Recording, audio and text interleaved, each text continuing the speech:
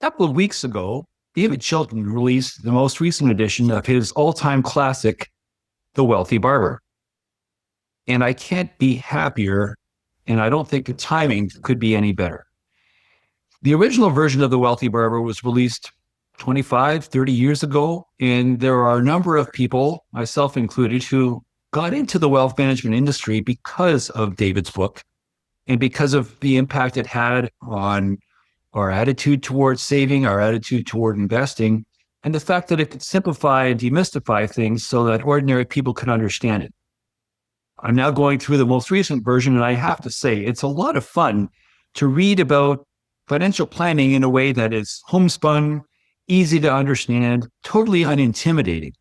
It's the sort of thing that if you have someone on your Christmas list, if you're looking for a way to get them to want to learn more about personal finance in a way that is easy to understand, easy to read, and also memorable and full of little nuggets that it's funny how David has this great way of teaching while he's joking, and you enjoy the story. And it's a nice story of a nice young couple and their friends going to visit a barber on a monthly basis, and lots of things along the way where you actually think about, hey, I can see myself in this story, or I can see my children or my niece and nephew or whomever.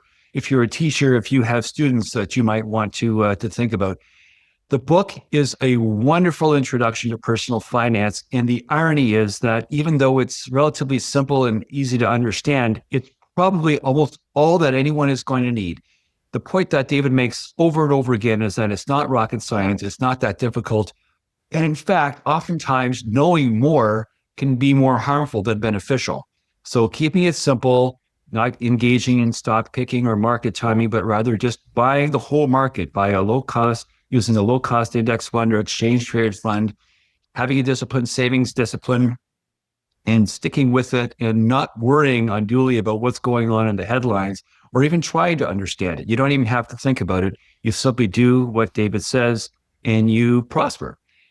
This is something that I think everyone needs to hear. So once again, if you haven't yet gotten it, and if you somehow were living under a rock 25 or 30 years ago, The Wealthy Barber by David Chilton is out. It's been totally revised and updated for 2025, and I strongly recommend you go out and get a copy soon. This has been Weekly Wealth Update, a Make Better Wealth Decisions podcast dedicated to explaining how current events impact your portfolio and the wealth decisions you make. Tune in every Monday for commentary on how the news of the week affects your portfolio and your thinking.